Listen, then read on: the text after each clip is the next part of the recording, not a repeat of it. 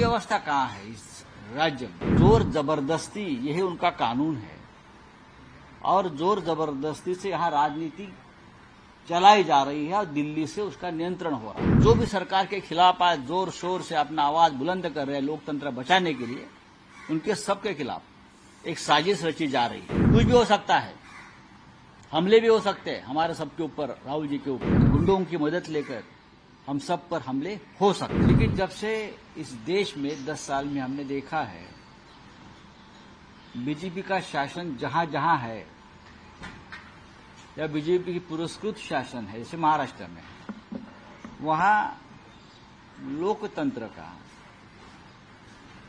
Freedom of press, freedom of expression का कोई वजूद नहीं रहा।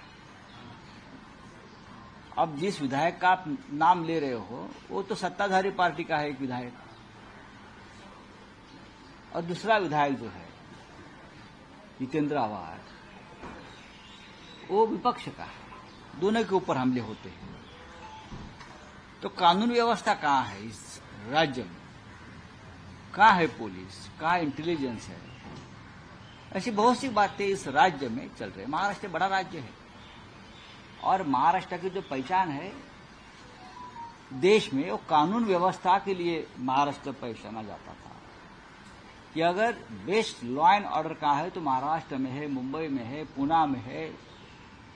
लेकिन 10 साल में जब से मोदी जी आए हैं, उद्धव जी के कार्यकाल में आपने देखा होगा कानून व्यवस्था ठीक रही। लोगों को जो दंगे भड़काने वाले या इस प्रकार से काम करने वालों को बहुत कंट्रोल किया था। नेतृत्व था महाराष्ट्र को, लीडरशिप थी।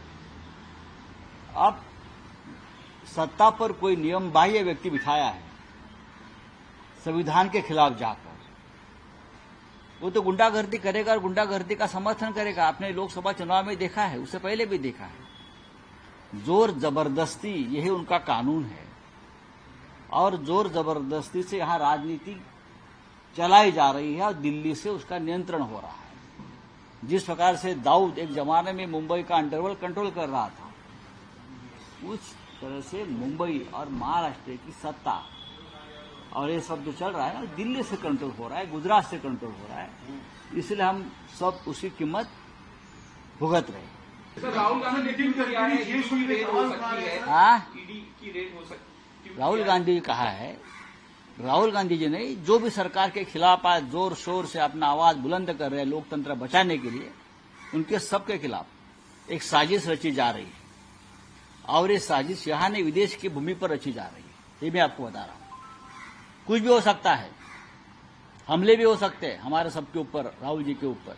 मैं इतना कह सकता हूं क्योंकि 1 महीने से जिस तरह से हम सभी लोगों ने राहुल जी के नेतृत्व में दिल्ली में इस सरकार की धज्जियां उड़ाई है, सरकार की नींद उड़ गई। और ये फिर एक बार ये सब गैर कानूनी काम, मिसयूज ऑफ सेंट्रल एजेंसीज करके या गुंडों की मदद लेकर हम सब पर हमले हो सकते हैं।